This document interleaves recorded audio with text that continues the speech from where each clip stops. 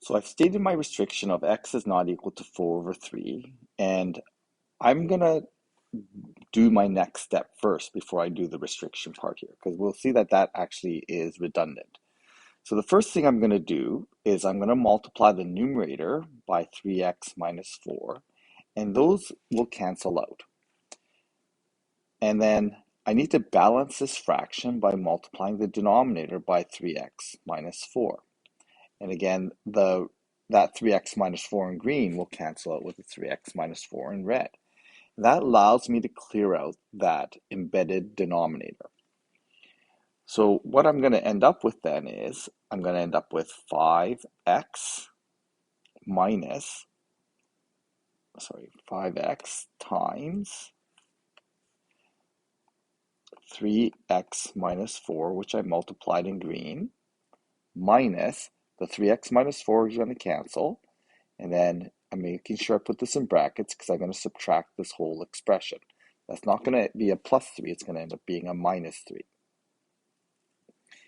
And again, since I've already stated the restriction in red, I can multiply that out. So I'm going to do the same on the bottom. And then when I multiply the second part, the 3x minus 4 is cancel, and I'm left with 3x minus 5. And again, I put it in brackets so I don't lose the negative.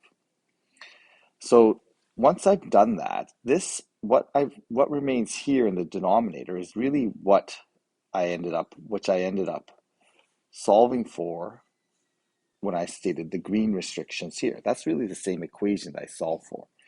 So we can actually state our restrictions based on that at this stage, and we don't actually have to do that at the very beginning.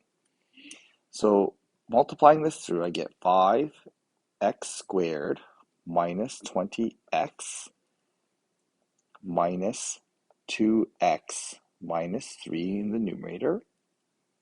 In the denominator, I end up with 6x squared minus 8x minus 3x plus 5.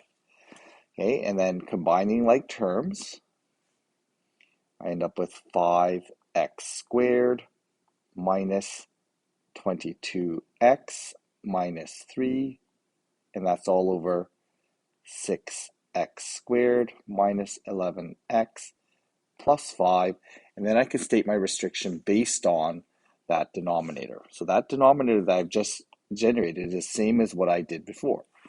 So I'm going to write the factored form of this. I'm going to see if I can factor the numerator as well. Checking to see if the numerator factors. 5x squared minus 3, so negative 15x squared. I'm looking for two numbers that multiply to negative 15 and have a difference of 22.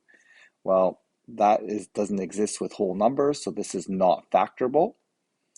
So I don't need to worry about that.